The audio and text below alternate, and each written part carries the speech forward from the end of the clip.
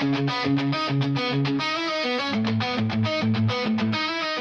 everyone, and welcome back to Pop Cult X, your go-to for all things pop culture from our Generation X perspective.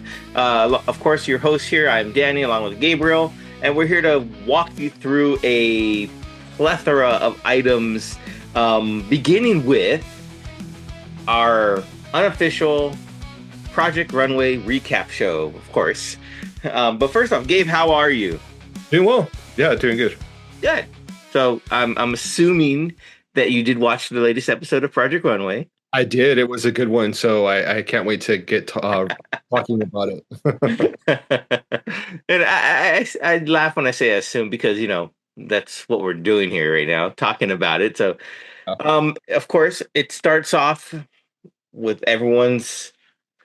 not everyone, with our disdain of how those episodes start with sending someone home. Yeah. So if you remember from episode 5, it was either going to be Madeline or Joan, and they decided to send Madeline home, which I think was the right choice. Yeah, I agree. I couldn't still grasp the concept of what her aesthetic is. And she mentions that she's the only one that does what she does. I don't necessarily think that's a good thing. That she singles herself out as someone who is doing something very unique. That doesn't necessarily mean that it's good. So I was glad to see her go. I mean, I wouldn't say I was glad, but yeah, but it was the right choice. Yeah. Someone has to go home, and Yeah. it's a competition show, so Yeah. I don't think it's always got to be sad. It's it is what it is. Yeah. And that led directly in, and I don't know if it's editing or if this is how it actually is, but it seems like they get no rest. Oh yeah, sure. They go bang, bang, bang, bang, bang, and of course this one went right into the streetwear challenge, which is really fun. I mean, I guess I say fun, but I don't know too much about streetwear other than I when I think of streetwear, I think very urban, very what you picture kids on the street wearing, I guess. Yeah, yeah.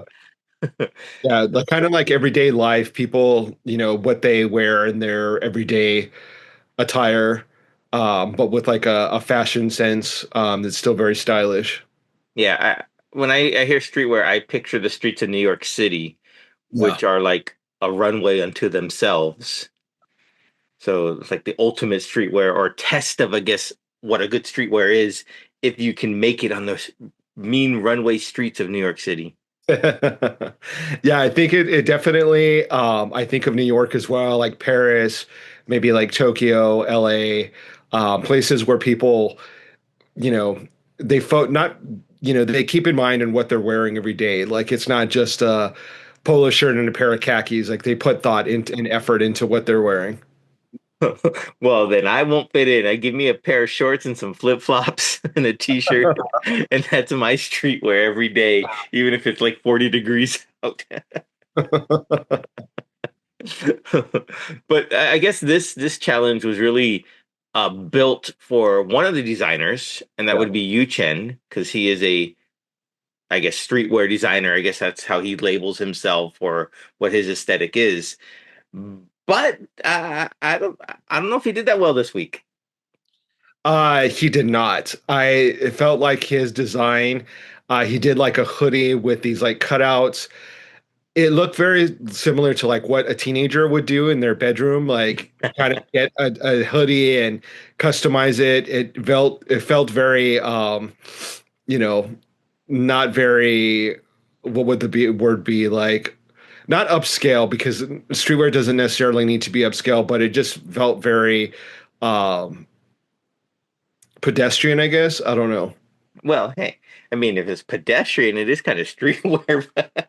No, I mean, streetwear to me, it is sort of elevated from just like your everyday Yeah, look. I know, It's I know. not just, you know, it doesn't have to be like dumbed down, but it to me, his look was just, I don't know, it was very like crafty. Yeah, I mean, it. I guess what did they say, the judges, that it was something they've seen countless times, right? A distressed hoodie, oversized hoodie jacket that had been cut up into pieces. And like you said, I mean, well, someone could have done that at home. Yeah, and the piercings, like putting the piercings on it was kind of a I don't know, not a cool. I don't know. When I think of doing stuff at home, that sort of DIY type thing, I think more of punk rock than streetwear. Yeah, But that really wasn't punk rock either, so I don't know. yeah, not a fan of what he came up with. What was really sad, he ultimately had a confrontation with La Roche. I think La Roche even said like, "I want to like get off the stage and Yeah, beat him up or something." I mean, it yeah. was very harsh. And it was like, I think like Hmm. Law Roach, like it's like a thin line between whether or not I like or dislike him. That comment to me was sort of crossed the line. I know Okay. it's like tongue in cheek and he's trying to be funny and cheeky by saying like, "Oh, I felt so strongly, like I want to beat you up," but like that's a really weird thing to say to someone. Like, I want to beat you up because you didn't perform the way I wanted to.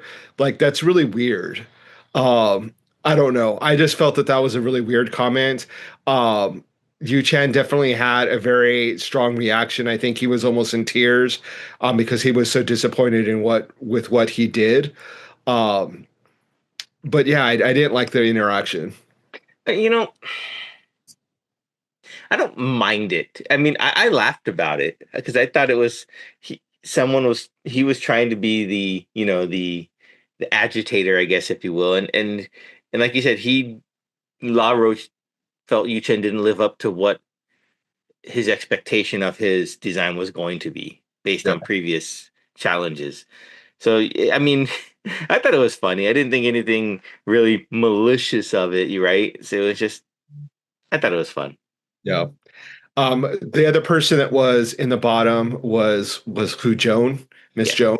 She did a like it was very like to me very 70s like I don't know like suit I don't know it's just it was very dated. It didn't seem very modern. She's a really great tailor. She made it really well her suit, but it just yeah. didn't look like a modern version of what streetwear is. Right. And that's that. Well, I mean, and she stuck by her design Yeah. come hell or high water, right? So she was in love with her design, which is fine. I mean, if you're gonna go out on something that you love, right? So yeah, I think maybe her time might have finally come to an end, but we'll find out next week on that. Yeah. Someone who did well was Bologna. I really loved her look. Mhm. She did something that was super cool. I can envision the type of girl that would be dressed like that. Super hip, very streetwear. She did something that if essentially something that she would wear, right? Like Yeah, that's her style and her aesthetic for herself, which is really funny when designers come in and they have a really good look for themselves, but then they don't create a good look for their model. And I think which Ken was an example of that. He had hmm a really cool streetwear hmm that he designed, that he made, but then he failed to create that for the challenge. exactly. Yeah, and they call them out. It's like, why didn't you just make something like what you're wearing? Yeah, Right. yeah, So I'm glad that Bologna, she had a weird interaction as well, like as yeah. far I was gonna as bring that up. her description of like who the girl was and what her aesthetic is, and they kind of were like, no, you're describing it wrong, like stop what you're saying. And which That was awkward. it's like, you're defining a designer for themselves. She should be able to speak on her own behalf of what she's doing. But I definitely agree that it's like it's her aesthetic, it's her Mhm. style. She is that woman that she's designing for, and she needs to stick to that because it was really cool. Like all the accessories, the styling, everything was spot on. Yeah, I mean, and it wasn't awkward in exchange. I think that was even more awkward for me than the Yu Chen La Roche exchange Yeah, because it was like she came up with this idea and this story of who this girl was, and they just basically said, "No, you're wrong. We're not going to talk about that. What you should have said is this," yeah, which is like, okay. I mean, if I come up with an idea for a story that I'm really pushing, I really like, and I tell it, and you just say no, that yeah. to me feels more I don't know. I would rather get beaten up than to be told that, I think. Maybe.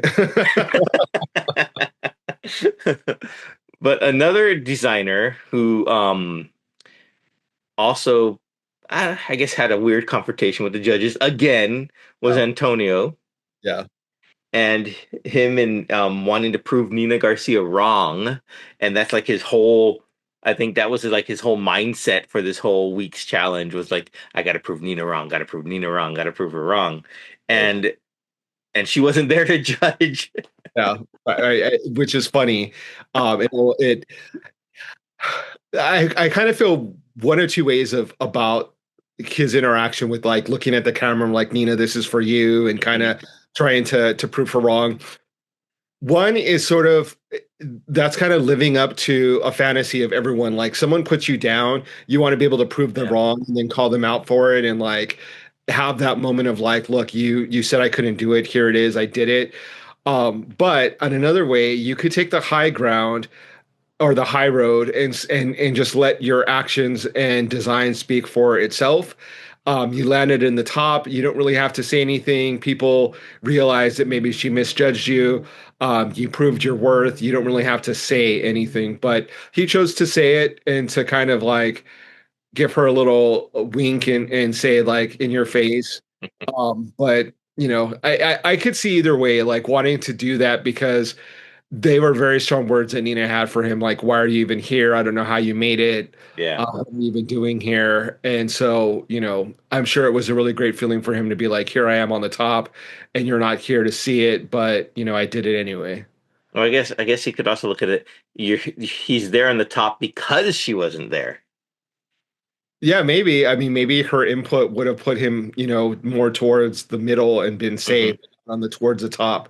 That's a good point. I didn't think about that. Is that maybe, you know, she's the one that's like holding him back when it comes to judging. Heidi definitely liked his look from the previous week, but the other judges weren't on board with that. So maybe, Yeah, it's been a lot of weird interactions between the contestants and judges this season so far. yeah, So we'll see how that progresses. And there's also been a lot of build up between two contestants, really, and yeah, that's VJ and Jesus, and they've been really building up this, competition, this, back and forth between the two of them. And I laugh about it. I think it's fun. yeah. I mean, it is fun. It makes for good TV. If I had to choose, I definitely would be Team Jesus. BJ just, I, I'm not on her team. I would be Team Twin. I just there's something that like rubs me the wrong way. I think maybe it's just like the way she's holding back and like not sharing a lot about what she does, you know, about herself, and is really guarded that like rubs me the wrong way.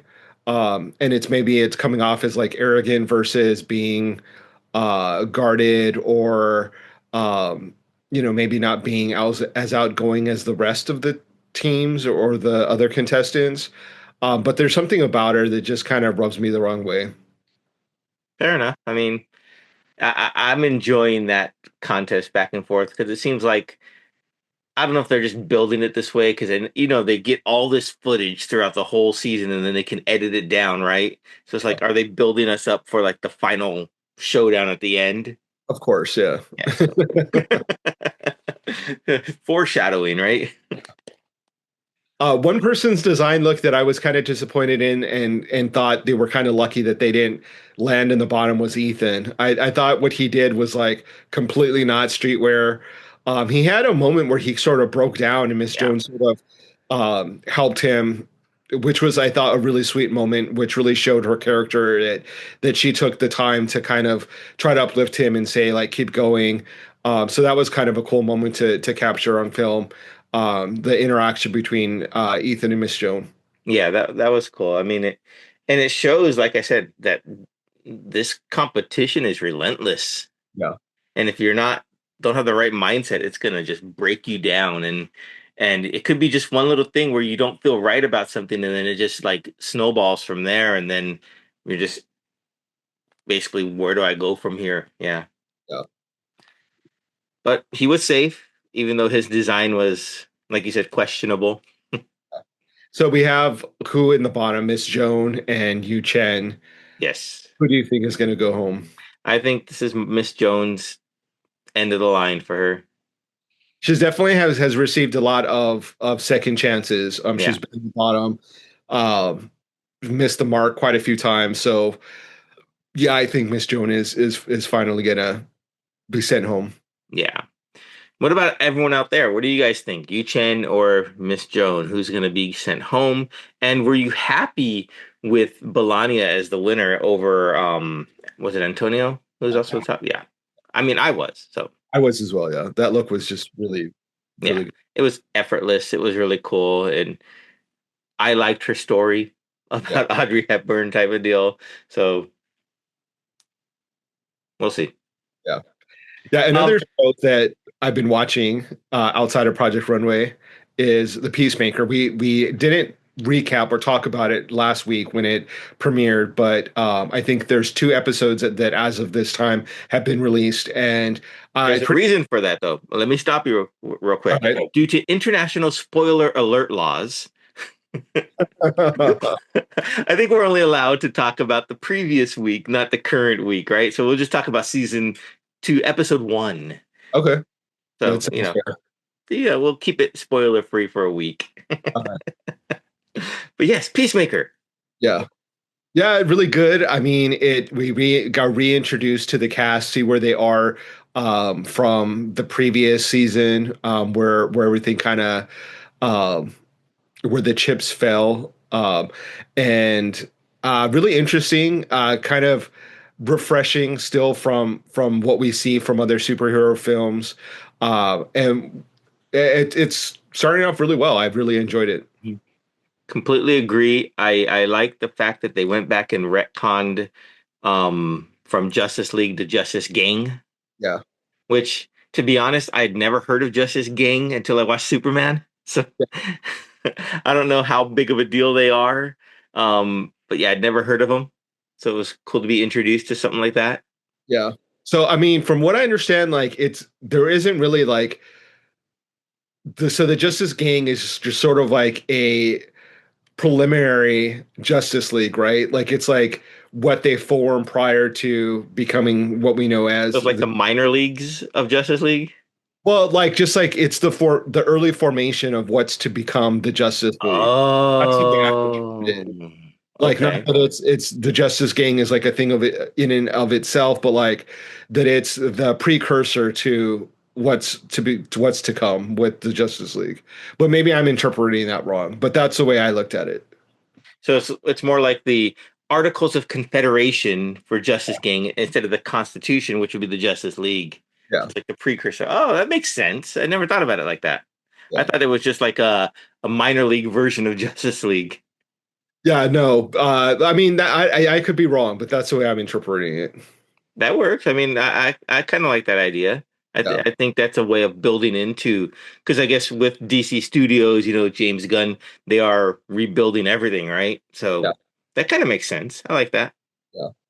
One of the cool scenes that I like was the Peacemaker trying out for the Justice Yeah. Gang, and it was really funny because as they're sort of talking to him, they're pressing a microphone down Hmm.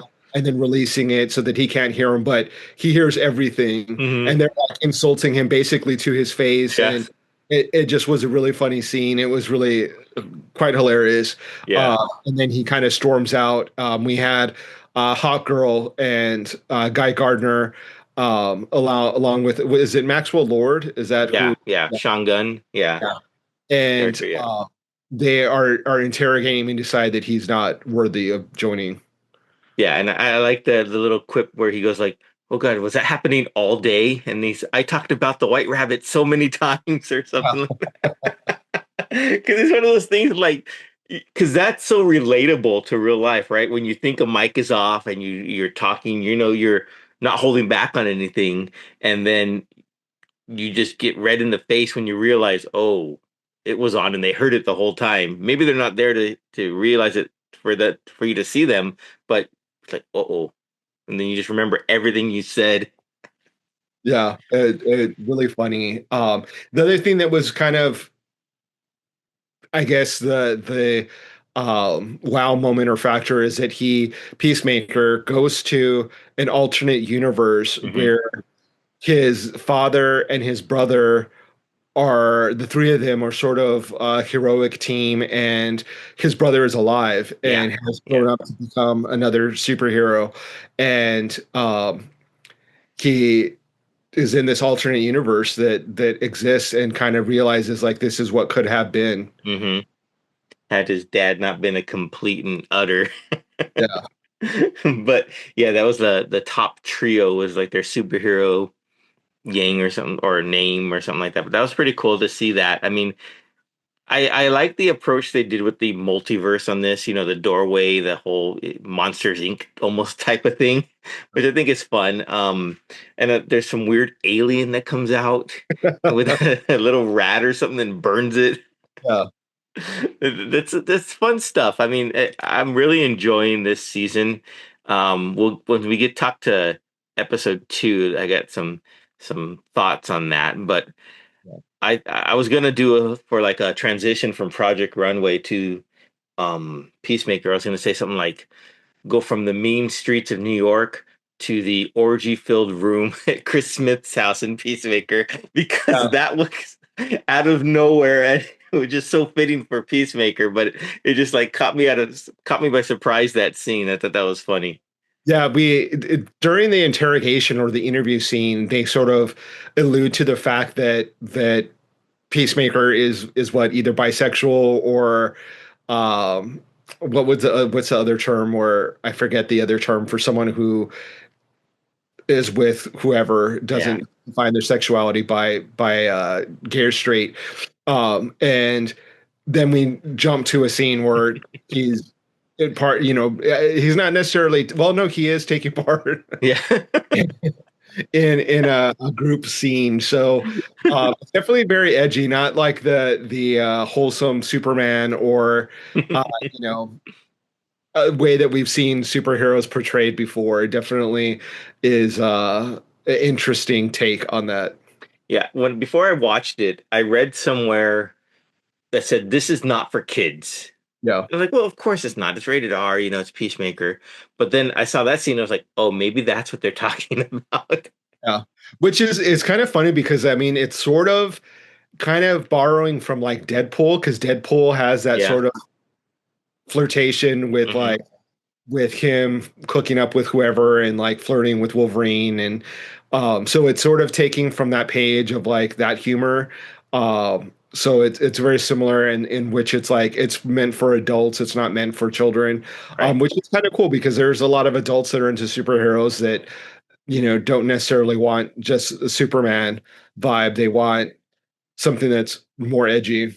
Right. Right. And well, yeah, that this definitely delivers on that. Yeah. There was a really cool scene. I forget what's his love interest name. Harcourt. Yeah, where she Yeah. goes into a bar and Yeah. she I was going to talk about that. a fight, and it was a really cool scene. It's like a really cool fight scene, and she ends up getting her ass kicked, but it's sort of how she's dealing with having been fired, right, Hmm. from the agency, and how she still is yearning for that sort of interaction that she has with being an Yeah. enforcer. Yeah, so that was a really cool scene. I thought that was fun. You're right. It was really cool how she went in there and picked a fight, basically, right? Because she had that itch, to feel alive, I guess, if you will. And I think James Gunn did a really good job breaking down each character's psyche of where they're at 6 months after saving the world, right? So it's really cool to see where Chris Smith, Peacemaker's at, where Amelia Harker's at, where Economos is at. He's still um on the job, if you will. And we get introduced to a new character, Rick Flag Sr., Yeah, which I thought was fun and really cool that they brought that character in. Of course, we all know Rick Flag Jr. from Suicide Squad film. yeah. Does he not seem old enough to have? a son. Like that's what I was like. That's what I was thinking too. I was like, wait a minute, He what? seems old, like, but then I was thinking, well, if he had his kid when he was 20, and that would make him, let's say that Rick Flag Jr. was 22, then he'd be in his 40s. So I'm like, I guess Yeah, that he was old enough to have a kid. It just seemed like he was like really young. it did seem young, but I tried not to think about it. I was just like, okay, I'm just gonna go with it. Yeah, Yeah, but I think Peacemaker season 2 is living up to be a really good season. yeah. So I'm looking forward to what's coming up for the rest of the episodes.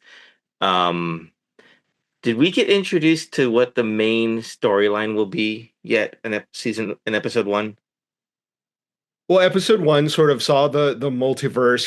And it culminates with him fighting himself, right? Right. And then them, Which is fun fight too. yeah, which is a really fun fight.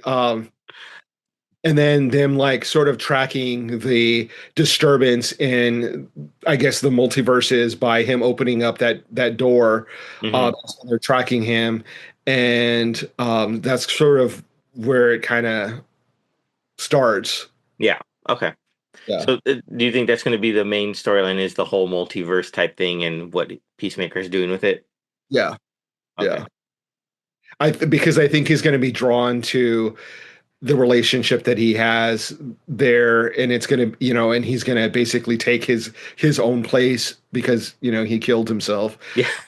And so he's going to take his own place in that universe, and kind of they're probably going to have to draw him back out, and Hmm. it's going to be probably a hard decision for him where it's like live in this, you know Idealistic world uh, for himself. Yeah. or come back to the real world. Hmm.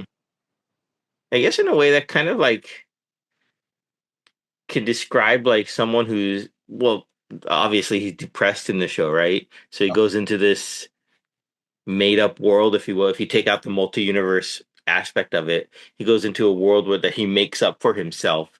So he becomes delusional in a way, right? Interesting. Yeah. Very cool. Yeah, very cool. We're not talking about episode two, but I have watched it, and it's a really good episode as well. So Hmm. people need to get on board and start watching Peacemaker. It's going to be a really good season. Yes, I agree. I watched episode 2 as well. I really liked it. Really want to talk about it, but I'm going to give everyone a week to digest it before we get into it. Yeah. I just have one question before we leave this. Who would you rather have as a super pet, Eagly or Crypto? I mean, I'm a dog guy, so I'd have to go with Crypto, Okay. just because like I love dogs, and so I would have to go with Crypto. Eagly, I mean, yeah, I do love Eagly, but I would have to go with Crypto. What about you? I don't know. I mean, yeah, I love dogs, so Crypto would be my first choice, but I'll give you my answer next week. How's Okay. that? We're going to do a Project Runway style There ending you where go, Willie. you really know the answer. You have to come back for next week. Yes, if you want to see who Danny picks for his pet, come back next week. Are there any other animal sidekicks in, I guess, what Dogpool, Yeah, Deadpool, and but Wolverine? Dogpool isn't really a pet though, right? It's another version of Deadpool. I think it's a pet. I mean, it's a dog. Well, yeah, but I always thought it was just another Deadpool from a different multiverse. Yeah. I don't. I don't know because isn't he good Deadpool's like little sidekick? I guess. Yeah, I think he's a sidekick. Or she. I don't know if it's a man or a woman, dog. Uh, what other animals are there that are you have in the comics anyway? Falcon has a bird, a Red falcon. Hawk. Yeah. Yeah. I can't really think of anyone else that has an animal sidekick. Hmm. Aquaman obviously has animals at his disposal. He has marine life. Yeah, absolutely. Yeah. Ocean. That's a good question. Well, I know Hawkeye and Kate Bishop share Lucky the pizza dog, Mhm. which is really cool. I like that dog. Speaking of dogs, so Yeah. Did you watch Ironheart on Disney Plus? I did watch Ironheart. I thought I Anthony Ramos did a great job as the Hood. yeah. The show itself was a little. I didn't mind the show. I think the editing was a little weird at times. I didn't watch it, although there were things and aspects of it that reasons why I wanted to watch it. One being Mephisto is on the show, right? Yes, they finally So introduced him into the MCU after all that build up with a WandaVision, and he finally gets in. Yeah. yeah, and so I wanted to see it because of that, and also Shea Coulee, who is a drag queen on RuPaul's Drag Race, is on the show as well, right? I think, Yes, I think so. Yeah. She's one of the Hood's gang, I think. yeah, and so I wanted to see it for her as well. So I have to watch it. There's a lot of stuff that I Disney shows that came out that I didn't like. I didn't watch Loki, so I'm definitely behind in a lot of different things, but I need to catch up. Well, do a quick recap of everything that you have watched if you want, real quick. That just random stuff or Yeah, Disney. random stuff. Bring it on. Lightning fast I round. haven't really been watching a lot, to be honest, a lot of TV. I've been reading a lot, and Oh, I okay. just finished a book called The House of Impossible Beauties, Ooh, which sounds is cool. really good. It's kind of it's not a super uplifting book because a lot of the characters um uh, they're they don't survive the book, and then the previous book that I just read is they both die at the end, so that also has sort of like a downer. So I've been sort of on like a downer when it comes to book plots. But it is really a good book. It's once again, it's called The House of Impossible Beauties by Joseph Cassara. It has to do with it. It sort of takes place in the 80s with the drag ballroom scene, and the main protagonist is a house mother to a drag house, and it sort of kind of goes from there. So and it actually is inspired by real life people, Angie Extravaganza, Vina Extravaganza, Hector Extravaganza, who were in Paris is Burning, the documentary. Oh, okay. By Jenny Livingston. So it's a really interesting book. I just finished it maybe 2 days ago, and recommend it for especially for people who are fans of Paris is Burning. It it is fictional, but it sort of delves into the lives of those people and kind of re-envisions what maybe their life would have been like. Cool. Yeah. What about you? Anything that you've been reading or watching or that you want to recommend? I just finished watching Running Point on Netflix. It's a comedy sitcom, basically, if you will. It's stars Kate Hudson where she takes over a basketball team. Okay. And it's really fun. So it's like it mimics like, like nepotism and like the Lakers and stuff like that. So they're called the Waves from Los Angeles, but it's really fun. It's Mindy Kaling, I think she created the show along with Ike Barinholtz, Okay. and it's really fun. I enjoyed it. There's 10 episodes out. They just announced that they're going to do a season 2 of it, so I'm excited for that. It reminded me of the that Showtime rise of like the Lakers that they had on HBO a while back. But it was fun. I enjoyed it. So she plays the coach to the She team? plays the owner, the new boss. So she takes over the team from her brother, or her older brother appoints her as the new president of the team when he has to go into rehab. Oh, okay. So it's pretty fun. I recommend it. Because when you started explaining it, I immediately thought of her mom's movie Wildcats, where she Oh becomes yeah, yeah, yeah. a football team. I remember And that. I was like, oh, that's interesting that she kind of is playing a role that's very similar to that, but it slightly different. A little bit different, yeah. But she takes on a lot of different roles, or I guess within there were a lot of shit to put out a lot of different fires, and learn on the job as well. But because she was always left out by her dad, who was very misogynistic, so he didn't want anything to do with. She has three brothers, or two brothers, two or three, and they got parts in the team, but he left her out, and then so now it's fun. Go watch it. You know, I'll have to check it out. Although it's a sport, so maybe.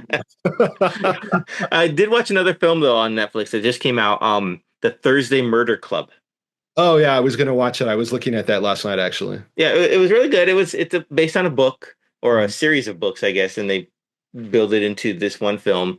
And Helen Mirren, Ben Kingsley, Pierce Brosnan, and they did a great job. Ben Kingsley's just such a wonderful actor, and he just does a good job. And yeah, I recommend it. Go watch it. Yeah, I literally was watching the trailer last night. Really big fan of Helen Mirren, so I was like, should I watch it? And then I forgot what we decided to watch instead, but I'll have to watch it tonight. Okay. There you go. Well, everyone, thank you for stopping by. Leave us a comment what you guys have been watching and reading and whatnot. We'd be happy to hear that, and that way it gives us more stuff to put on our plates to conquer, I guess, if you will. So thanks for liking, subscribing, sharing, and I guess we'll see you guys next time. Yeah.